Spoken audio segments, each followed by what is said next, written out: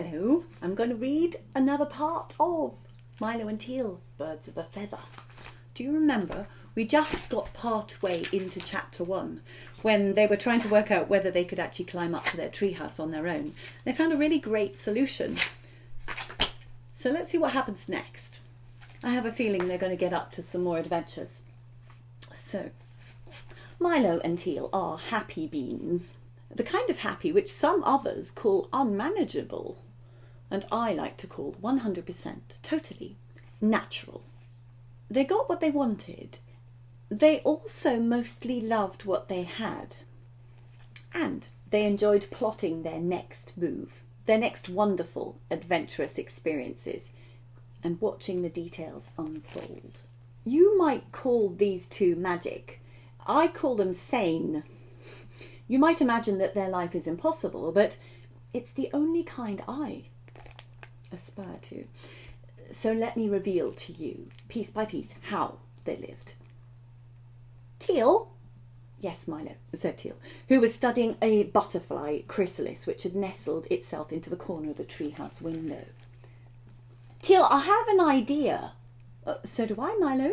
Good. Let's plot our ideas, each for ourselves, and if they merge, then we'll have common ground. Well, let's do that. First one to notice synchronicities gets to watch this butterfly hatch, and close up too. And first one to work out each other's idea gets this flower for their room, said Milo, and he produced a whopping, deep-frilled peony flower from behind his back. If any of you know peonies, they're very large, very beautiful. Milo got hold of one. Okay, Milo, I'm going to draw mine, said Teal. And I'm going to sing mine, said Milo.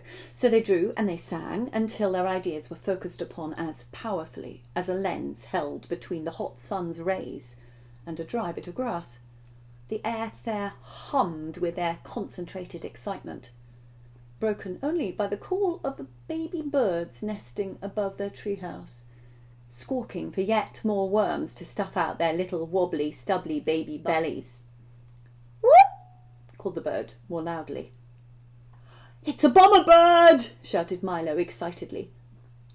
I just got hit by a worm landing on my head, squealed Teal. Ew! I've been hit by a beetle! Look, they're throwing out all their hard-won little tittle spits down upon us. And that's not all they're throwing, look! That baby bird's just landed beside my drawing book. And here's another one, spoke Teal. And here's another one, spoke Teal in obvious delight. It's my idea, said Milo. It's coming alive. Milo was standing above the window ledge, leaning out, what some unaware people might label dangerously, but as he watched the baby birds continue to swoop down, he turned towards his sister. What I was thinking about was that I love to play the game that I'm parachuting into new and foreign territory. And look, the birds are doing just that. Well, my idea was all about learning a new language and meeting an alien, said Teal. And here we are, covered in grubs, a squawking bevy of baby birds swooping above our heads. And the birds are chattering away in an alien tongue. You and I'd better understand it if we're to have anything like normal around here again. Hey, do you want to see the butterfly escaping from its case? It looks like we'll have to shield it from the hungry baby birds now, she finished. Yet another reminder that we have those babies nesting in the wrong place, especially now that you want to build your parachute platform and I want a new treehouse. We'd better learn to talk with them, said Teal, speaking philosophically. Something she was well known for in the village. I know someone who's able to talk bird. Emmeline could help us. She could register our request with the library and we can see who else comes out to work with us. So what are we waiting for? Off to find her, Teal. I need to jump up and spread my wings. And he plopped the peony on her lap and raced down the pole to the ground. You need to find a way to do that before the butterfly hatches or you'll miss it. And the only way that's possible is if I speed learn how to talk with his little beetle bombers to inspire them to want us to move their nest, Teal shouted after her brother. Milo ran off, fast, ever active, and ever focused. Teal followed him, a wry smile. Can I do a wry smile? Should we try? sort of wry, a wry smile, directed at her brother's back. She knew him well. He was a strike while the iron is hot kind of guy, ducking beneath yet another swooping fledgling who dared to fly in one treehouse window and out the other. Just skimming Teal's shock of hair, she slid down the exit pole to the ground. Teal halted, noticing the baby bird had fallen too, twisting its wing as it misjudged the opening of the window. She picked it up, resting it gently, cupped between her closed hands, homeward bound to contact Emmeline.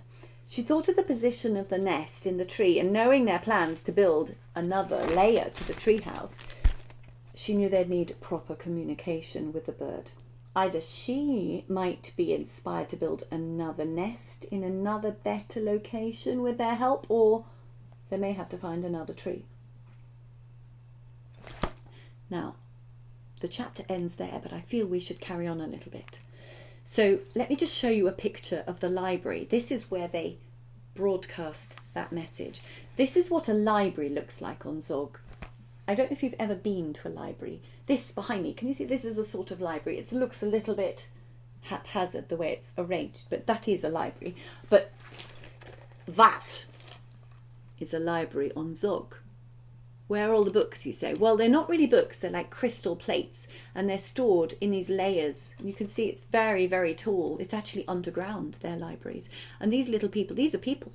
Tiny, tiny little people moving around, wondering where they're going. These are little pods that you shuttle up and down the shelves. All these shelves full of crystal plates where all of the information is stored, and they get messages, send messages to each other all across the planet of Zog. So let's get back to chapter 2, the birds and the bees, and we'll find out what happens next. Oh, by the way, that is, can you see that? This is Teal. This is Milo, looking very focused. And Teal, she looks like, she's thinking about what to do with a baby bird. Let's see what happens.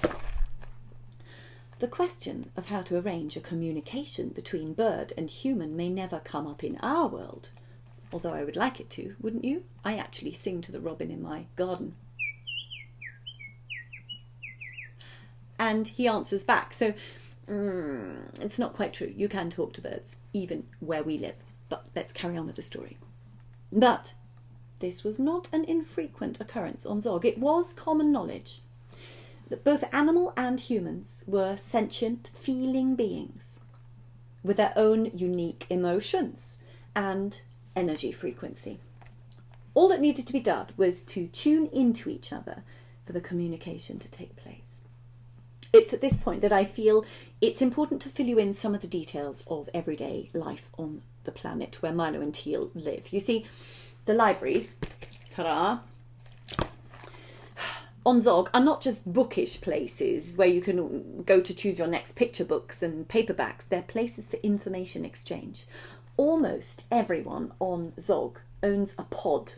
I'm going to see if I've got a picture. I have a feeling there is a picture of... no. Somewhere in here there's a picture of a pod. Almost everyone on Zog owned a pod, which was a device to remember the dreams you had, the ideas and your visions. All of these could be translated and uploaded to any of the many libraries which were networked like little silver spider-like strands, so you could access them from any of the lands of Zog. Once the information's collected and shared there, much like our internet, which I'm sure you've used, anyone can find it.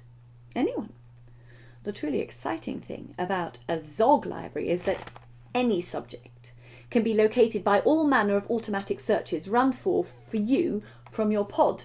The real difference is that all of your emotions, your feelings about the things you experience in life, these are calibrated and they're held in the memory of your pod. It's like a biological machine. And this intelligence, is drawn from your thought patterns. All the thoughts that you have come into your machine. The pod is like, it's connected to you. Well, they're drawn from your thought patterns and they trawl through all of the pieces of new information that come to the libraries. And clever scans match up the emotional, the feeling signatures from the pod. So, rather like you or I, maybe we receive the odd text throughout the day, well, Zogians get little alerts on their pods as to interesting projects that they might want to get involved with. Well, each one fitting nicely to the way that the people feel and what their interests are. Each time something appears, which you might well savour and enjoy, your pod will light up and perhaps even play your favourite tune, and you'll know that there's something juicy for you to link up with and get involved with. Well, you might ask me how I know all of this. And the truth is, I have experienced it myself, but that is a whole nother story I may tell you sometime. We're going to have another chapter soon. It's all about the birds and the bees, remember? So come back, listen to the next part of this story. Oh, and please like and subscribe so that you can hear the next piece when it comes out. And I will tell you all about what Milo and Teal get involved with. And maybe, remember last time I said to think about tree houses and things that you thought were difficult to do, but you could find a way to do them. Do you think there is a way you could talk to a bird? Like I can.